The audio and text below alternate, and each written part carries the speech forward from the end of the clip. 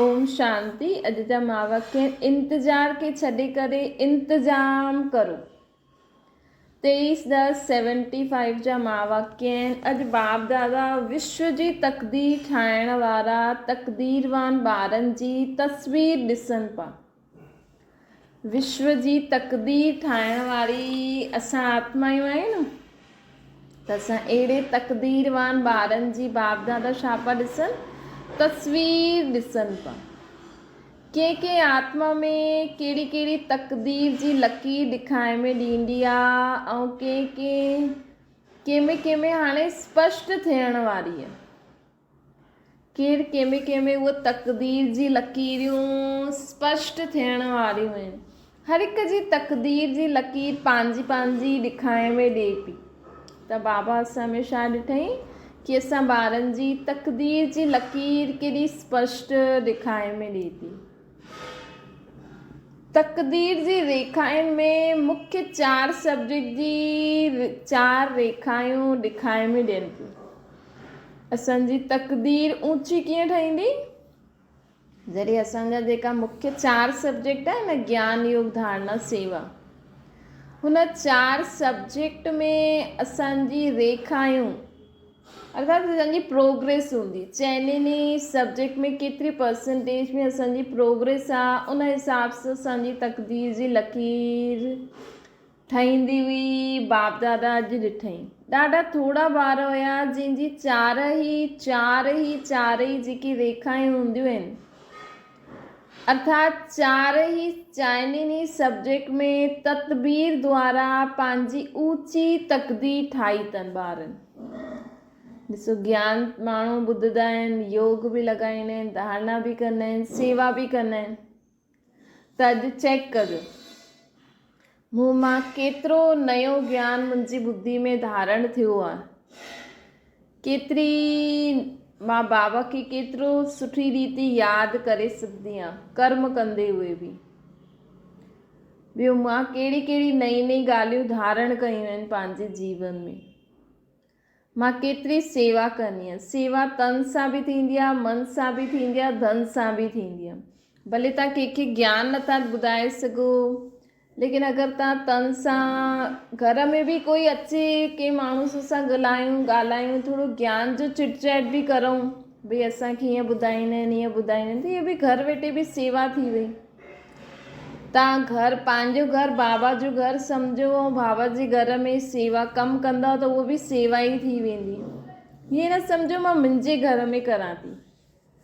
कॾहिं अगरि सेंटर ते सेवा जो मौक़ो मिले त उहो बि चांस छॾिणो न खपे न। कॾहिं बि कोई सेवा हूंदी आहे, जॾहिं बि तव्हांखे टाइम मिले त ख़ुदि ई पाण ई ऑफर कंदव न, दीदी अॼु मूंखे टाइम आहे, कोई सेवा आहे, छो जी सेंटर ते त ॾाढी सेवा हूंदी आहे।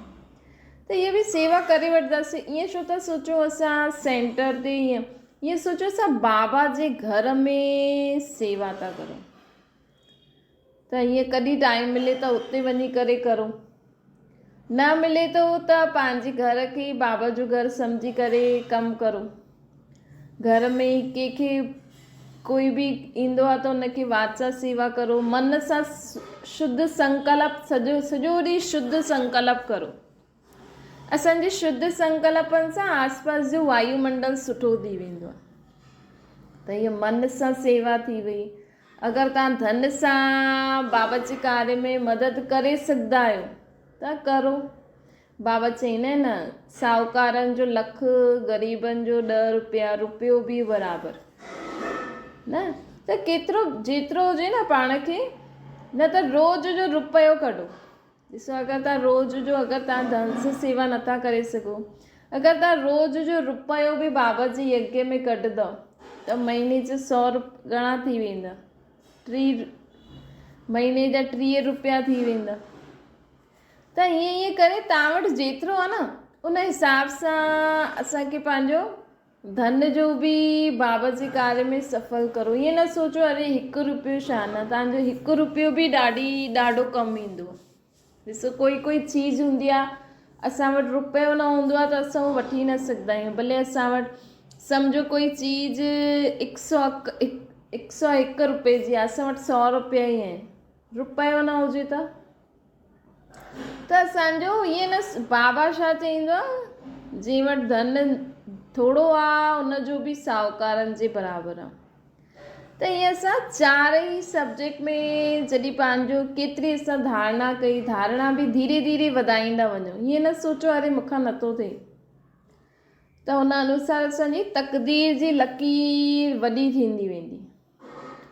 बाबा ॾिठईं ॾाढा थोरा ॿार आहिनि जंहिंजी चारई रेखायूं स्पष्ट अर्थात चारई सब्जेक्ट में तदबीर द्वारा पंहिंजी ऊंची तक़दीर ठाही अथनि।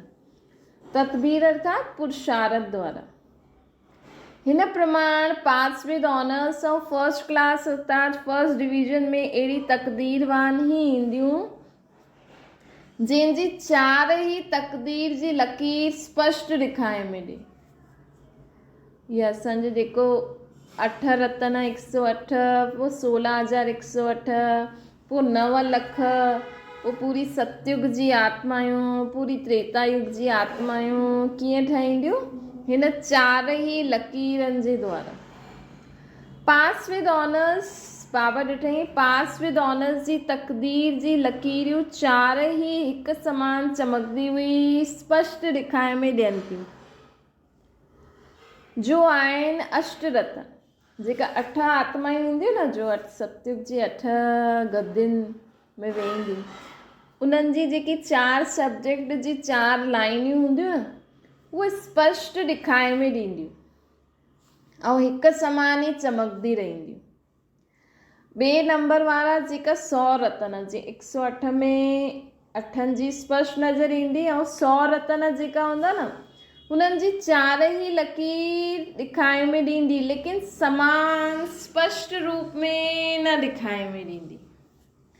कोई ज़्यादा तेज़ हूंदी, कोई घटि, मतिलबु समान न हूंदी जेका 100 नंबर वारा हूंदा।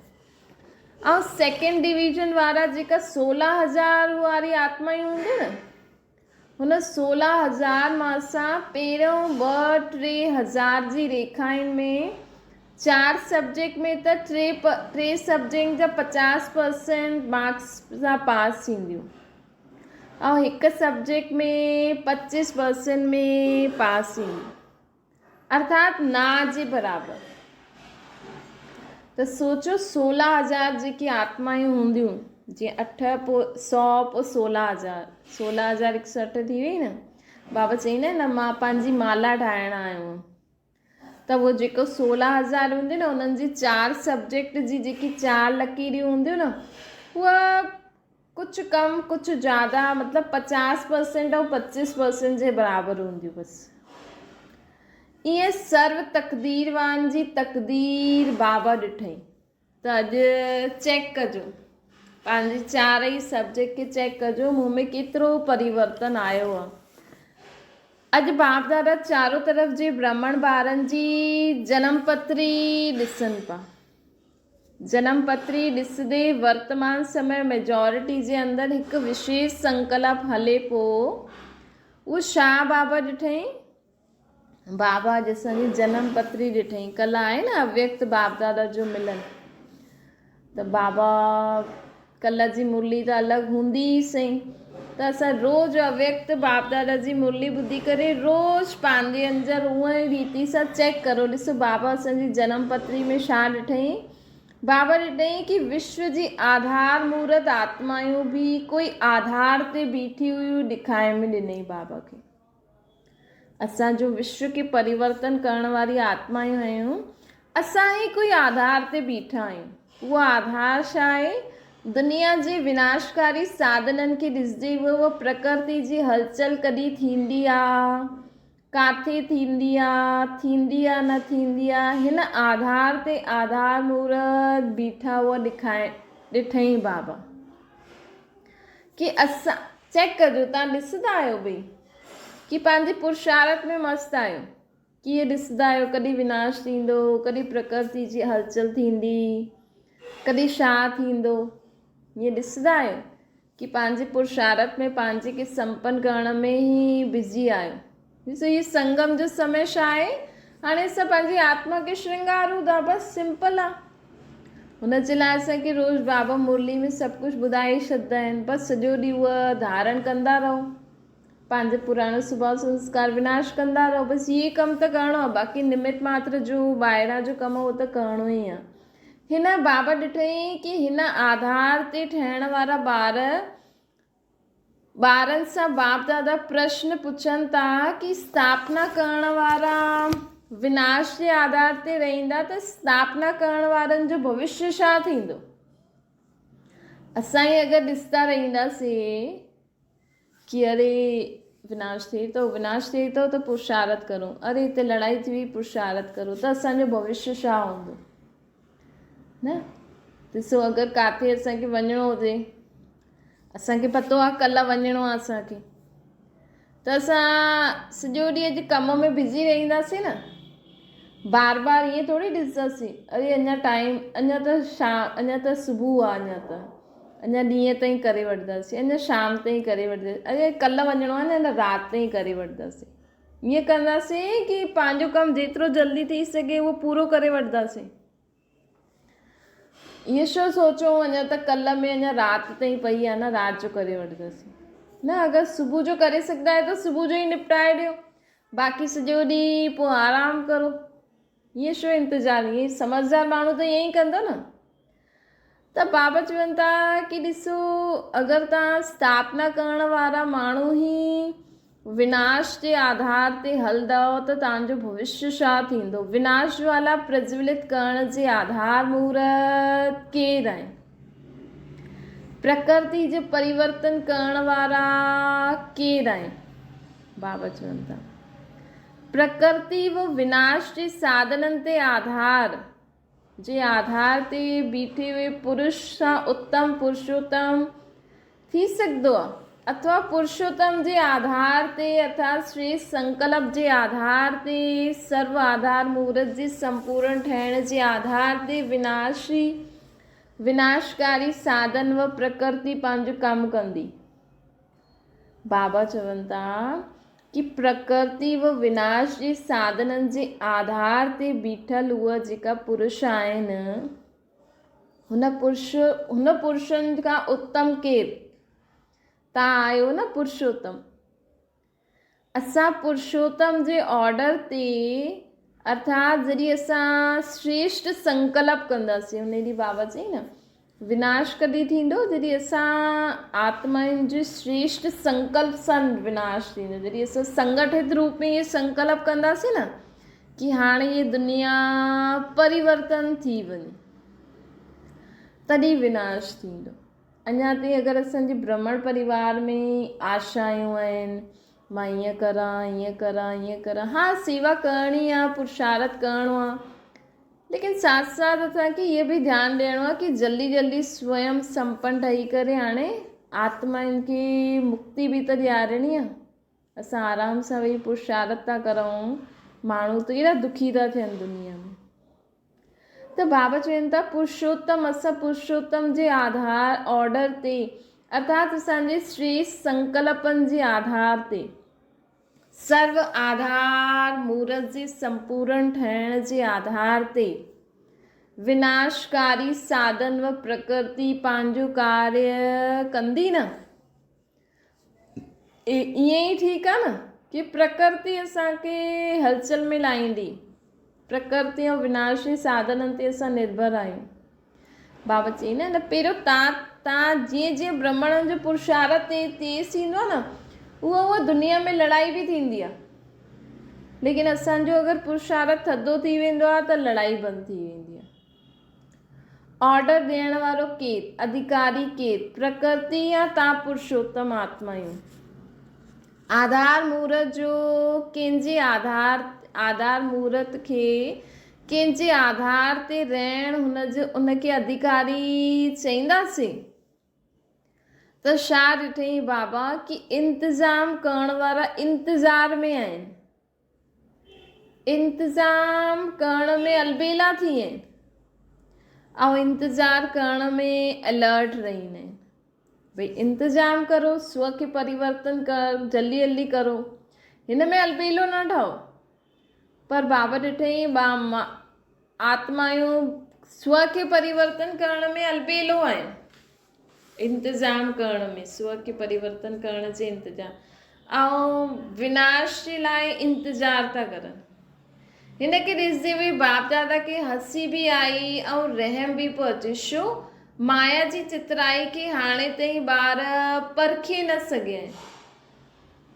इंतज़ार जी मिठी मिठी नींद में माया सुलाए ॾींदी आहे ऐं ॿार अधु कलाक जे लाइ सुम्हण जे संस्कार वश थी वेंदा आहिनि।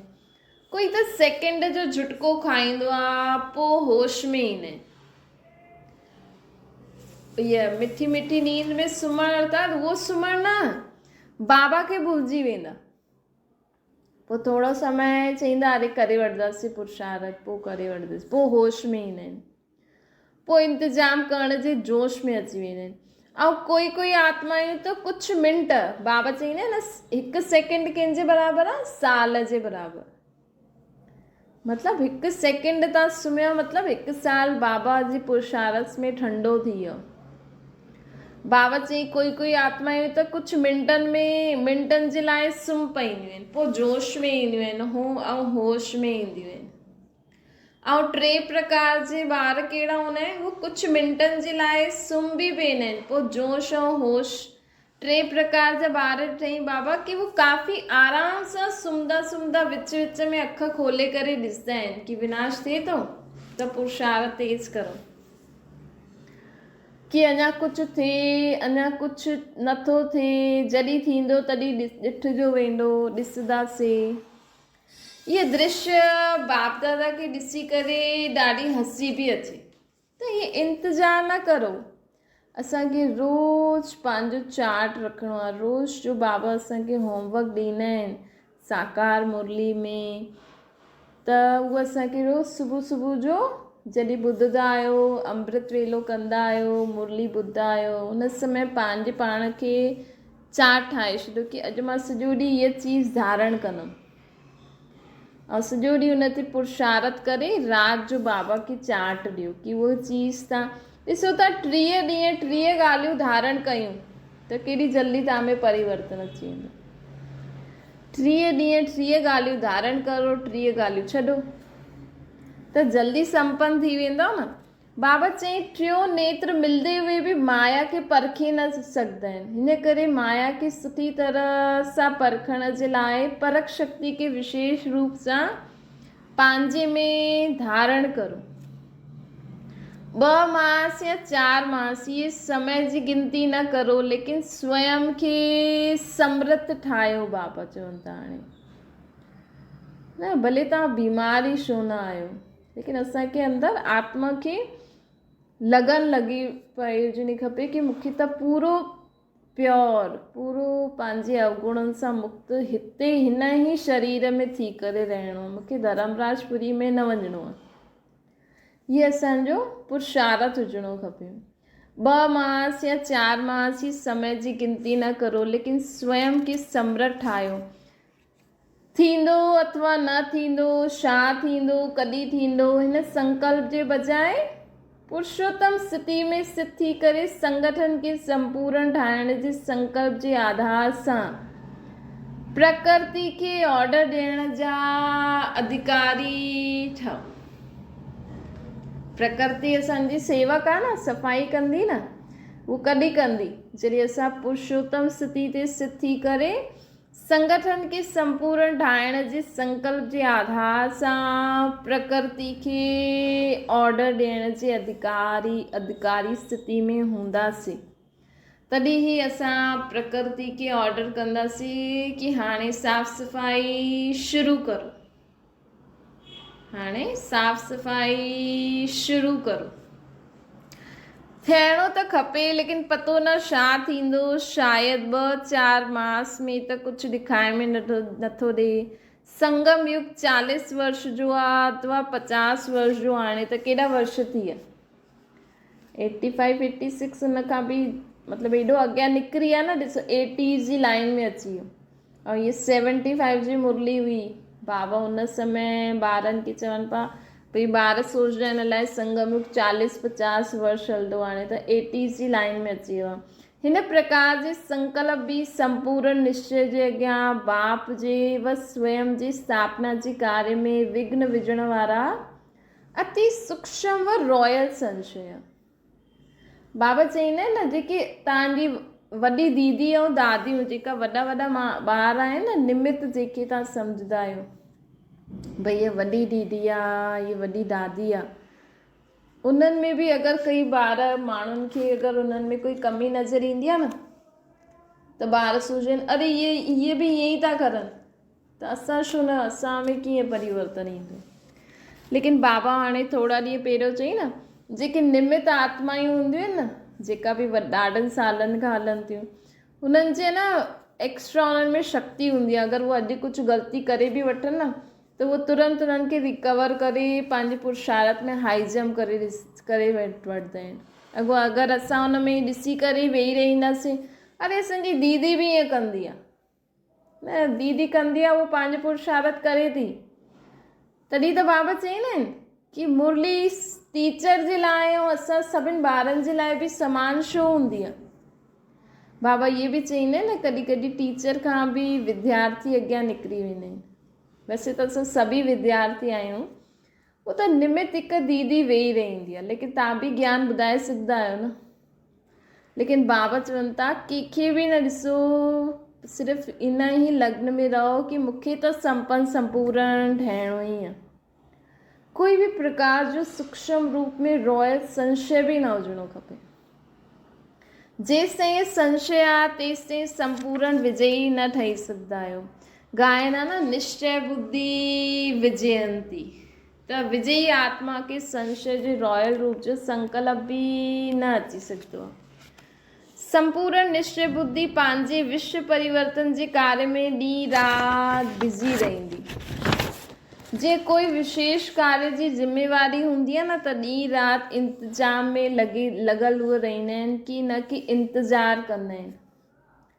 भई अगरि कंहिंखे कोई कमु हूंदो आहे त उहो पंहिंजो इंतज़ाम कंदो वेंदो आहे। ईअं थोरी सोचदो आहे अरे उहो समय ईंदो तॾहिं कंदासीं। बाबा हाणे सर्दी आहे त पहिरियों खां इंतज़ाम करे रखियो हूंदो न गरम कपिड़नि जो। ईअं थोरी जॾहिं सर्दी ईंदी ज़्यादा लॻंदी पोइ स्वेटर वठणु वञी वेंदासीं। त बाबा चवनि था जेका विशेष कार्य जी जंहिं वटि जंहिंजे मथे जिम्मेवारी हूंदी आहे न, त उहो इंतज़ाम करे रखंदा आहिनि, न कि इंतज़ारु कंदा आहिनि कि जॾहिं टाइम ईंदो तॾहिं स्टेज सजाईंदासीं व साधननि खे अपनाईंदासीं। समय खां पहिरियों इंतज़ाम कबो आहे। त विश्व जे परिवर्तन जी जिम्मेवारी, ये परिवर्तन समारोह हाणे मनाइणो आहे असांखे। हाणे कहिड़ो परिवर्तन समारोह मनाइणो आहे? विश्व परिवर्तन जी जिम्मेवारी। सर्व आत्माउनि खे पंहिंजे अनुसार सुतप्रधान ठाहिण जो व बाप जो परिचय ॾियण जो विशाल विश्व जो सम्मेलन करणो आहे। छा करणो आहे? सर्व आत्माउनि खे पंहिंजे अनुसार सतोप्रधान ठाहिण जो व बाप जो परिचय ॾियण जो विशाल विश्व जो सम्मेलन करणो। ये सम्मेलन करो हाणे सभी बाबा जा ॿार, सभी आत्माउनि खे जीअं बि रीति उन्हनि खे असां परिचय ॾेई सघंदा आहियूं, हिन रीति उन्हनि खे परिचय ॾियो। हिन जे लाइ पहिरियों खां ई तव्हांखे पंहिंजी स्थिति जी स्टेज ठाहिण जो इंतज़ाम करिणो आहे, या हुन समय कंदव जे स्थूल स्टेज जे बिना भाषण करण व संदेश ॾेई न सघंदा आहियूं। वैसे अंतिम समय ते स्वयं जे संपूर्ण स्थिति जी स्टेज बिना विशाल विश्व सम्मेलन में संदेश कीअं ॾेई सघंदासीं? पहिरियों असांजी कहिड़ो इंतज़ाम करिणो आहे? पंहिंजी स्थिति सुठी ठाहिणी आहे।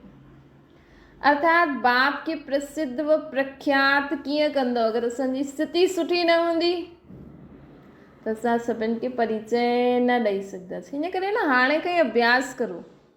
कोई बि कंहिंसां बि तव्हां ॻाल्हायो था, कंहिंजे बि संपर्क में अचो था, हुननि खे आत्मा परमात्मा जो परिचय ज़रूरु ॾियो। असां न त रोज़ चओ असांखे परमात्मा ईअं ॿुधाईंदो आहे, असांखे बाबा ईअं ॿुधाईंदा। बाबा केरु? आत्मा जो पीउ परमात्मा असांखे ईअं ॿुधाईंदो आहे। त बाप खे प्रसिद्ध व प्रख्यात कीअं करे सघंदासीं? जॾहिं असांजी स्थिति विशाल हूंदी। त स्टेज खे पहिरियों खां ई तयारु कंदव अथवा हुन समय कंदव। हिन बाबा प्रश्न पुछनि, हिन करे इंतज़ार खे छॾे हाणे इंतज़ाम में लॻो। हीअं न असांजी दीदी कोर्स कराईंदी, दीदी अचे त हिननि खे ॿुधाए सेंटर ते वठी वञा। कोई चए असांखे सेंटर ते न वञिणो आहे, पोइ छा हुनखे परिचय न ॾींदो? त असांखे एतिरो ज्ञान त आयो आहे, चलो ॿियो कुझु न, एतिरो त ॿुधाए सघंदा आहियूं न भई आत्मा जो पीउ परमात्मा आहे, आत्मा जी जोत। इहा ॻाल्हि ॿुधाए करे जोत त जॻायो कम से कम। हा, कई माण्हू चवंदा आहिनि कि हा दीदी ईंदी ऐं दीदी किथे बिज़ी थी वई, दीदी न आई त उन्हनि खे ज्ञान न ॾींदव। दीदी खे बि ॿुधायो, लेकिन अगरि दीदी नथा अची सघनि त कम से कम तव्हां त कुझु पॉइंट नोट करे रखो, तव्हां त कुझु पंहिंजे दिमाग़ में रखो। रोज़ जॾहिं मुरली ॿुधायो उन समय ध्यानु ॾियो, हा भई हीअ ॻाल्हि असां अज्ञाननि खे ईअं ॿुधाए सघंदा आहियूं। कोई बि असांजे संपर्क में अचे, कॾहिं कहिड़ो ख़ुशी जो माहौल आहे न, कॾहिं कंहिं त्योहार जो माहौल आहे, कॾहिं कंहिंजो शरीर थो छॾाए में ॾे, त हुन समय बि वेही करे फालतू ॻाल्हियूं कंदा, तंहिंखां सुठो त बाबा जो पॉइंट नोट करे रखो। पोइ दीदी वटि सेंटर वटि पोइ वठी वञिजो। पहिरियों ख़ुदि त थोरो बहुत ॿुधाइण जो इंतज़ाम करो न। भई दिवाली आहे, होली आहे, हाणे न्यू ईयर जो ईंदो त उन्हनि खे कंहिंखे सम्झायो भई हाणे नयो युग अचण वारो आहे कलयुग खां पोइ। वैसे बि कलयुग खां पोइ सत्युग त ईंदो ई सही। असांखे परमात्मा ईअं सेखारींदा आहिनि कि हाणे नव युग में तव्हां हीअं कंदो, नव युग जे लाइ हीअं तयारी करो। पोइ मकर संक्रांति, शिवरात्रि, हुन जे लाइ पहिरियों खां ई इंतज़ाम करो कि हीअं असां उन्हनि खे ॿारनि खे परिचय ॾेई सघंदा आहियूं। भले त्योहार आदि ते त मल्हाइणो ई पवंदो आहे गृहस्थी में, लेकिन असांखे बाबा हुनजो अर्थ छा ॿुधाईंदा आहिनि उहो बि थोरो ॿुधायो। छो तव्हां घर में वॾा आहियो त तव्हांजी सभु ॿुधंदा। त बाबा चवनि था कि पहिरियों खां इंतज़ाम करो, इंतज़ार में न रही वञो। ये संकल्प भी व्यर्थ संकल्प आहे। हिन व्यर्थ के भी समर्थ में परिवर्तन करो। अधिकारी ठहो, प्रकृति के ऑर्डर करण जे समर्थ स्टेज खे, प्रकृति के ऑर्डर करण जे समर्थ स्टेज ठाहियो पंहिंजी। असां में एतिरी शक्ति अची वञे कि सभु ख़ुदि तयार थी करे प्रकृति खे ऑर्डर करो कि हाणे परिवर्तन कर। संगठित रूप सां सर्व ब्राह्मणनि जे अंदरि रहम जी भावना, विश्व कल्याण जी भावना, सर्व आत्माउनि खे दुखनि सां छुड़ाइण जी शुभ कामना जेसिताईं असांजे दिलि में उत्पन्न न थींदी न, तेसिताईं विश्व परिवर्तन जो कार्य रुकल आहे। त अंदरि असांखे सर्व जे लाइ रहम जी भावना, विश्व कल्याण जी भावना, सर्व आत्माउनि खे दुखनि सां छुड़ाइण जी भावना, इहे ई ॾिसो तव्हां सॼो ॾींहुं संकल्प करो हर घंटे में। बाबा विश्व जी सर्व आत्माउनि सभी दुखनि सां दूर थी वञे, सभी आत्माउनि जो कल्याण थिए, सभी आत्माउनि खे सुख मिले, सभी आत्माउनि जो मन शांत थी वञे, सभी आत्माउनि जी शरीर हिकदमि ठीक थी वञनि, बीमारी जे दुख सां मुक्त थी वञनि सभी आत्माऊं। ॾिसो घर वेठे बि असां ये शुभ संकल्प करो विश्व जी सर्व आत्माउनि जी। तव्हांजी शुभ संकल्प जी किरणियूं पूरे विश्व में फैलंदियूं आहिनि। बाबा चवनि था कि जेसिताईं असांजे दिलि में उत्पन्न न थींदो न, तेसिताईं विश्व परिवर्तन रुकल आहे। हाणे हलचल में, अञा हलचल में आहे, हिकु ई संकल्प में अचल ऐं अटल न आयो। अंगत समान अडोल ठहिणो, अर्थात अंतिम घड़ी लाइणी आहे। त संगठित रूप मां अहिड़ो हिकु संकल्प खे अपनायो, अर्थात दृढ़ संकल्प जी खटी उंगली सभिनि खे ॾियो। त कलयुगी पर्वत परिवर्तन करे करे गोल्डन वर्ल्ड लाए सघंदव। त अॼु कल्ह माण्हू न्यू ईयर मल्हाईंदा, असां न्यू वर्ल्ड कीअं लाए सघंदा आहियूं? जॾहिं असां संगठित रूप में सभी मिली करे ये दृढ़ संकल्प जी इकट्ठी उंगली ॾींदव। चईंदा आहिनि न, हुन पर्वत उठाई त कलयुगी पर्वत परिवर्तन थी करे गोल्डन वर्ल्ड कीअं लाए सघंदा आहियूं असां? जॾहिं असां सभी कहिड़ी उंगली ॾींदासीं? दृढ़ संकल्प जो। ये दृढ़ संकल्प कंदासीं कि हाणे सभी आत्मायूं दुखनि सां मुक्त थी वञनि। तॾहिं सभी आत्मायूं दुखनि सां मुक्त थी सघंदियूं, तॾहिं ये कलयुगी दुनिया परिवर्तन थी करे गोल्डन वर्ल्ड ईंदी। सम्झो छा इंतजाम करिणो आहे? हाणे असांखे पंहिंजे शुद्ध संकल्प करो, पंहिंजे पाण खे परिवर्तन करो, असांजी जॾहिं गोल्डन एज जी स्थिति अची वेंदी त दुनिया गोल्डन वर्ल्ड थी वेंदी।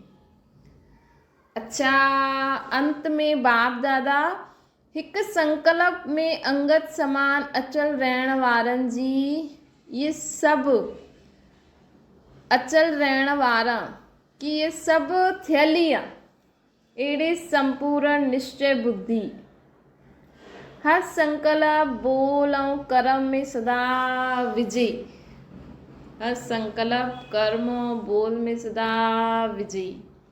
अहिड़ा अधिकारी ॿारनि खे बाप दादा यादि प्यार बि था ॾियनि ऐं नमस्ते बि था करनि। अच्छा, ओम शांति। बाबा खे यादि करो।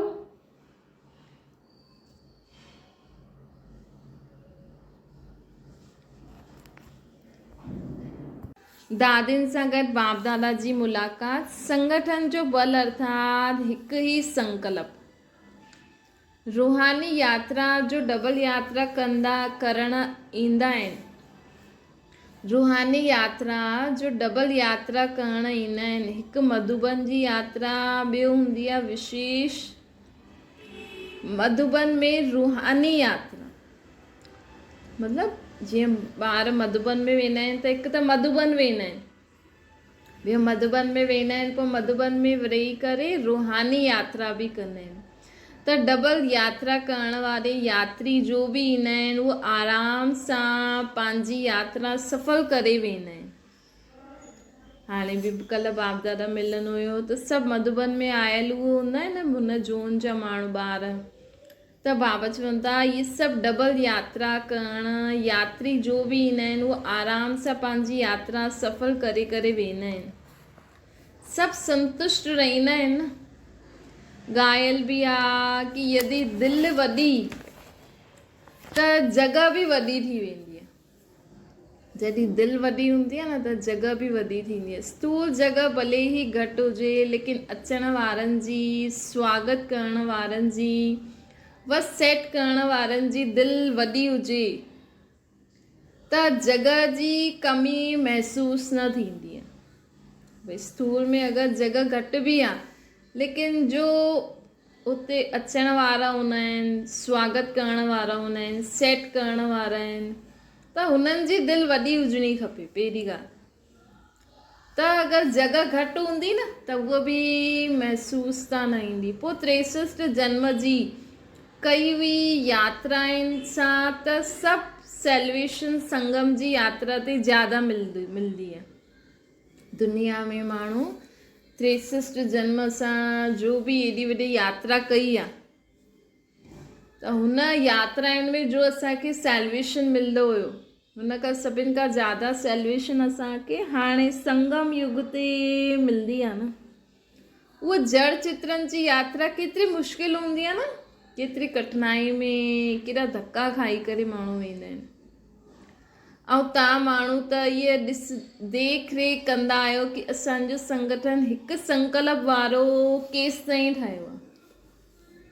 भई दुनिया में माण्हू जो यात्रा करण वारा आहिनि उहो ॿी देख रेख कंदा आहिनि, ऐं असां कहिड़ी देख रेख कंदा आहियूं कि असां सभिनि संगठन वारनि जो हिकु संकल्प केसि ताईं ठहियो आहे। शास्त्रनि में ॻायन आहे न, ब्रह्मा खे संकल्प उठियो कि सृष्टि रचऊं, त सृष्टि रची वई, हिते अकेलो ब्रह्मा जी त ॻाल्हि न आहे, लेकिन ब्रह्मा सहित सभु ब्राह्मणनि जो बि जेसिताईं हिकु साथ इहो संकल्प न उठंदो कि हाणे असां सभु एवर रेडी आहियूं, असां सभु एवर रेडी आहियूं, जेसिताईं असां सभिनि जो इहो संकल्प न उठंदो कि हाणे असां सभु एवर रेडी आहियूं। चेक करो हाणे अगरि विश्व परिवर्तन थी वञे त तव्हांजे मन में कोई इच्छा आहे अञा बि कुछ पुरुषार्थ करण जी, कुछ सेवा करण जी, कुछ धारण करण जी, कुछ छॾण जो अञा आहे कि तैयार आहे? कल्ह बि बाबा पुछे न शाम जो कि पर्दो खोलियूं, ये न कोई अञा कंघी तो करे, क्रीम तो लॻाए। त हिते असां हिन याद जॾहिं असां मधुबन में वेंदा आहियूं त असांखे कहिड़ो ध्यानु रखिणो आहे कि असां सभिनि जो हिकु ई संकल्प आहे। योग में जॾहिं वेंदा आहियूं असां सभु हाणे एवर रेडी आहियूं ऐं नई दुनिया जी स्थापना थियण ई खपे या थींदी ई। अहिड़ो दृढ़ संकल्प जॾहिं ब्राह्मणनि जे अंदरि उत्पन्न थींदो तॾहिं ही सृष्टि जो परिवर्तन अर्थात नई सृष्टि जी रचना प्रैक्टिकल में ॾेखारे में ॾींदी। त बाबा चवनि था कि हाणे ये संकल्प करो, ये पंहिंजे पाण खे चेक करो कि असां सभु एवर रेडी आहियूं, सभु एवर रेडी आहियूं, नई दुनिया अचे कि अचे ये संकल्प आहे, अहिड़ो दृढ़ संकल्प आहे कि हाणे बसि अचणी ई खपे नई दुनिया। बसि माण्हुनि ॾाढो दुख ॾिठो। अहिड़ो दृढ़ संकल्प जॾहिं ब्राह्मणनि जे अंदरि उत्पन्न थींदो तॾहिं ही सृष्टि जो परिवर्तन थींदो ऐं अर्थात नई सृष्टि जी रचना प्रैक्टिकल में ॾेखारे में ॾींदी।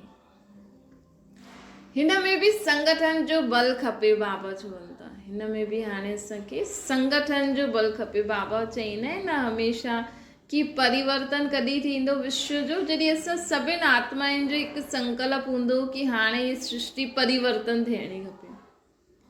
अञा ताईं त कंहिं ॿार में हूंदो आहे असां इहे पुरुषार्थ करूं, असां मधुबन वञूं, असां इहे सेवा करूं, असां हीअं करूं, असां हूअं करूं, असां हिन ते भाषण करूं, असांजो बि इहो नाम थिए। कई ॿार कंदा आहिनि न भई मां बि करां त मूंखे बि प्राइज़ मिले। अॼुकल्ह अवॉर्ड ॾाढा था मिलनि न। त असां ब्राह्मण परिवार में एॾा सारा संकल्प आहिनि, लेकिन जॾहिं असां सभिनि जो इहे संकल्प हूंदो न बसि हाणे इहा सृष्टि परिवर्तन थिए, बसि हाणे नई सृष्टि अचे कि अचे, तॾहिं ई विश्व परिवर्तन थींदो। हिन में बि संगठन जो बल खपे। हिकु ॿ सिर्फ़ु अठनि जो न, लेकिन सॼे संगठन जो हिकु संकल्प खपे। कहिड़ो संकल्प खपे कि हाणे परिवर्तन थियणो खपे। हिकु ई संकल्प हुजणो खपे कि हाणे परिवर्तन थियणो खपे बसि। त बाबा चवनि था संकल्प सां सृष्टि रचण इन जो रहस्य हिन प्रकार सां आहे। मतिलबु हिकु ब्रह्मा गायन था आहे कि ब्रह्मा खे संकल्प आयो त नई सृष्टि रची, लेकिन ब्रह्मा सां गॾु असां सभु ब्राह्मण आत्मायूं बि असां सभिनि जो बि जॾहिं संकल्प हूंदो कि हाणे इहा पूरी दुनिया परिवर्तन थी वञे, सभी आत्मायूं सतो प्रदान थी वञनि, सभी आत्मायूं सतो प्रदान थी करे हाणे पंहिंजे घर हलनि ऐं वापसि हिन सृष्टि ते पोइ असां नई दुनिया में ईंदासीं। जॾहिं असां सभिनि जो इहो संकल्प हूंदो परिवर्तन, तॾहिं सृष्टि परिवर्तन थींदी। त संकल्प सां सृष्टि रची, इन जो रहस्य इहो आहे। संकल्प उत्पन्न थींदो, सेकेंड में समाप्ति जा नगाड़ा बजण शुरू थी वेंदा। हिकु तरफ़ समाप्ति जा नगाड़ा, ॿी तरफ़ नई दुनिया जा नज़ारा साथ साथ ॾेखारे में ॾींदा। बाबा चईंदा न अंत में सभिनि खे पतो लॻी वेंदो केरु छा छा ठाहींदो। त असांखे पंहिंजी नई दुनिया जा नगाड़ा अर्थात सभिनि खे पंहिंजे पद जी बि प्राप्ति जो नज़र अची वेंदो। ऐं दुनिया जो विनाश त ॾिसंदा ई सही, हुते ई विनाश जी अति थींदी, हुते ई जलमई जे विच में चारों और विनाश में हिकु हिसो धरती, बाक़ी 3 हिसा त जलमयी थी वेंदा। हुते ई विनाश जी अति थी वेंदी ऐं हुते ई जलमयी जे विच में ऐं चारों ओर विनाश में हिकु हिसे धरती ते, हिकु हिसे में धरती हूंदी, बाक़ी 3 हिसे में छा हूंदो, जलमयी थी वेंदी न। ये त जो सभी पुठियां पुठियां अनेक धर्मनि जे कारण अनेक देश ठहिया आहिनि। ॾिसो जेका बि फॉरेन देश ठहिया आहिनि विदेश वारा, हुन में अलॻि अलॻि धर्म वारा ई त आहिनि, इस्लामी, बौद्धी, क्रिश्चन। ये जॾहिं धीरे धीरे द्वापर युग खां धर्म वधंदा न, बाबा चईंदा आहिनि न सतयुग में ये विदेश जा जेके जॻह आहिनि ये थोरी हूंदियूं, थोरी थोरी जॻह हूंदियूं, उते वञी करे असां पिकनिक कंदासीं। त बाबा चवनि था ये त जॾहिं पुठियां धर्म वधा तॾहिं अहिड़ा देश ठहिया आहिनि। उहा अनेक धर्म जॾहिं समाप्त थींदा त अनेक देश बि हिकु सैरगाह जे रूप में जल जे विच में हिकु टापू जे मुआफ़िक़ थी वेंदा। उहो जॾहिं अनेक धर्म समाप्त थी वेंदा, सभी आत्मायूं अनेक धर्मनि जी मथे हली वेंदियूं, त अनेक देश बि हिकु ई जॻह जे रूप में जल जे विच में हिकु टापू जे मुआफ़िक़ नज़र ईंदी। आइसलैंड थींदो आहे न, ईअं नज़र ईंदो। त हिकु तरफ़ विनाश जी अति जा नगाड़ा, ॿियो तरफ़ फर्स्ट प्रिंस जे जन्म जो आवाज़ बुलंद थी वेंदो। उहो पते ते न ईंदो, ॾेखारींदा आहिनि न जलमयी खां पोइ पते ते कृष्ण ईंदो। ये छो ॾेखारियो, छो जो पतो हरो भरो थींदो आहे न, ऐं जलमयी मतिलबु आजू बाजू पाणी पते जे। त ॾिसो 3 हिसा जलमयी हुजण जे कारण भारत जॾहिं परिस्तान ठही वेंदो न, त हुनखे जलमयी ॾेखारे छॾियो अथनि। जीअं विच में असांजो भारत हरो भरो हूंदो ऐं आसपास पाणी हूंदो, ऐं हुन हरे भरे भारत जी नंढी सी जॻह में ई कृष्ण जो जन्म थींदो।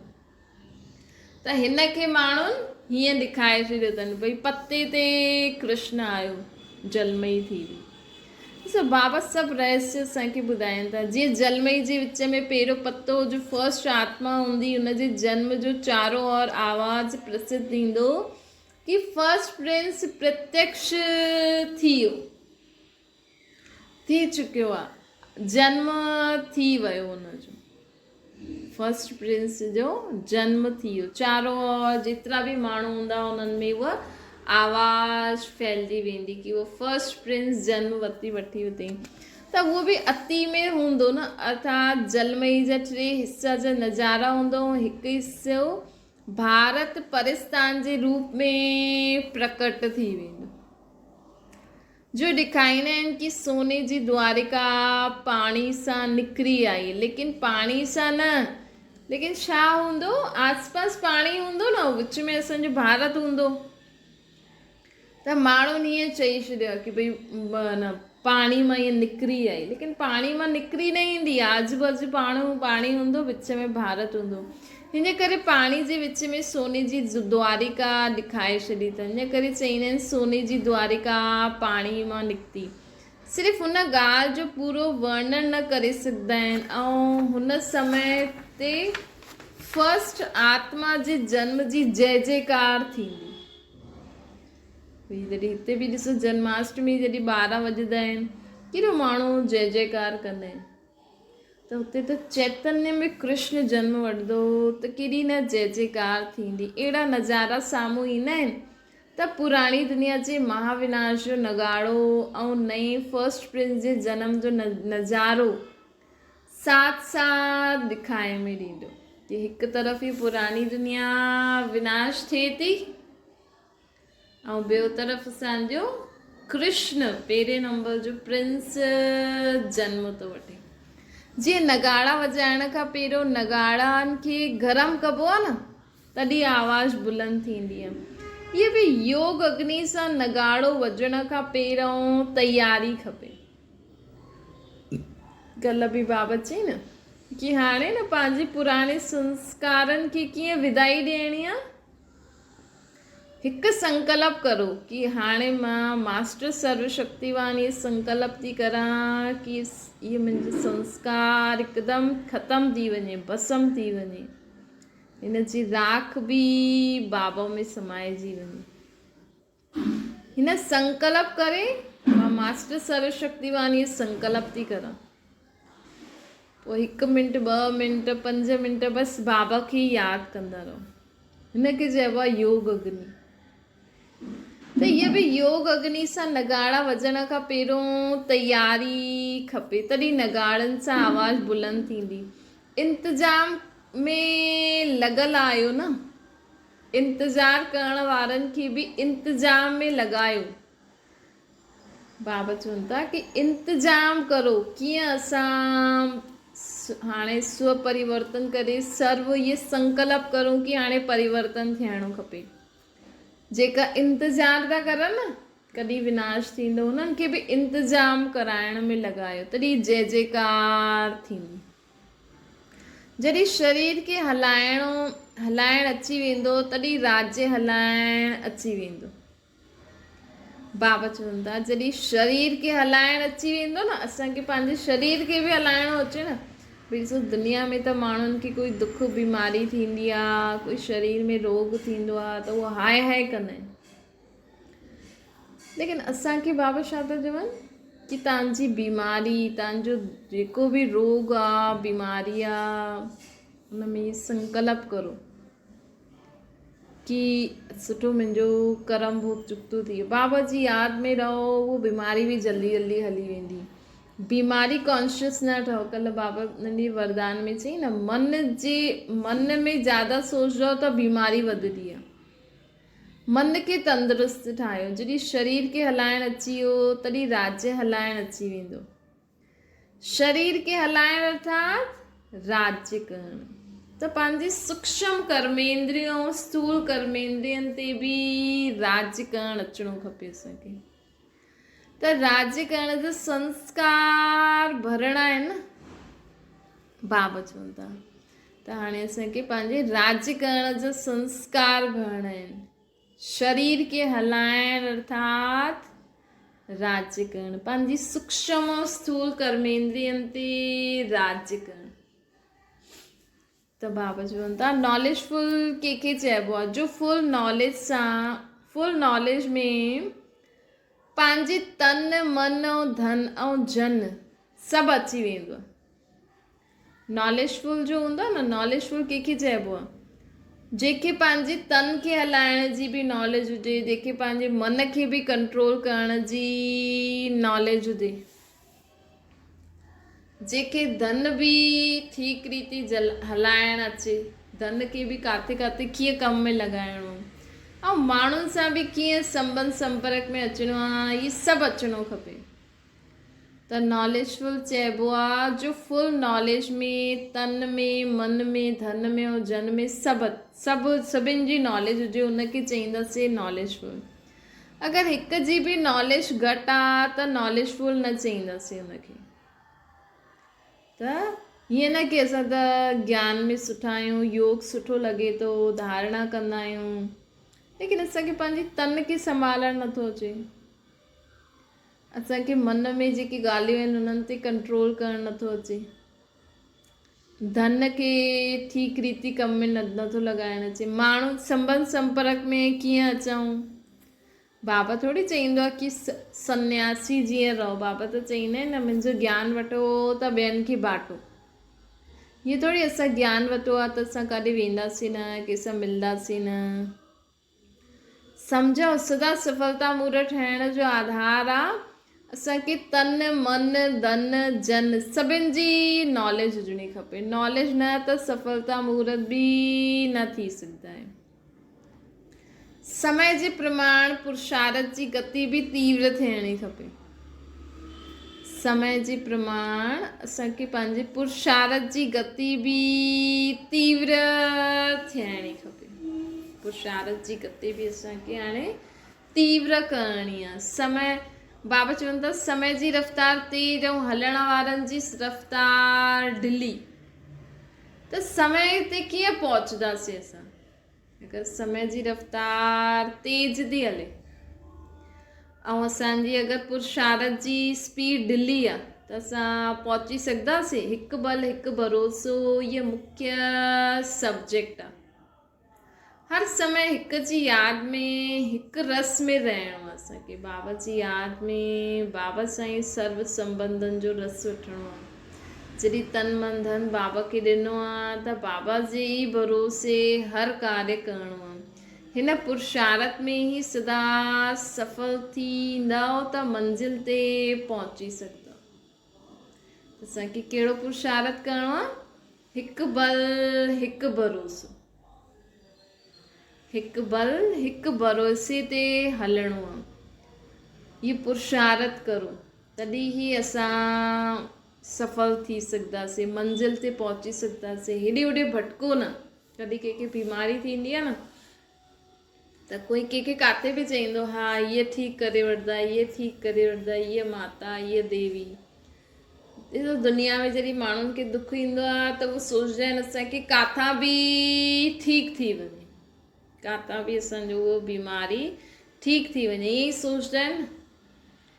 ऐं अगरि अञा बि ईअं करूं था भई असां बाबा खे तन ॾेई छॾियो त भले बाबा जी यादि में तव्हां चलो डॉक्टर खे ॾेखारियो, दवाई वरिती, लेकिन जेसि ताईं बाबा खे तव्हां तन ॾिनो, बाबा ते निश्चय न रखी करे हलंदव न तेसि ताईं बाबा बि तव्हांजे शरीर खे कीअं संभाले सघंदा। भई ॾेई छॾो न हुनखे, भई तूं ई संभाल। पोइ जीअं बाबा चए हा भई तव्हांखे पंहिंजे पाण ई बाबा टच कराईंदो, इहे ई करिणो आहे, ईअं करिणो आहे, ईअं करिणो आहे। पोइ हेॾे होॾे भटको न। त बाबा चवनि था जो अटूट स्नेह में रहंदो आहे न हुनखे सहयोग बि स्वतः ई प्राप्त थींदो। असांखे बाबा जी यादि में रही करे जो दवाई ॾियणी आहे ॾियो ऐं पंहिंजो कर्म कंदा हलो। मुरली आहे लाठी, बाबा चवनि था।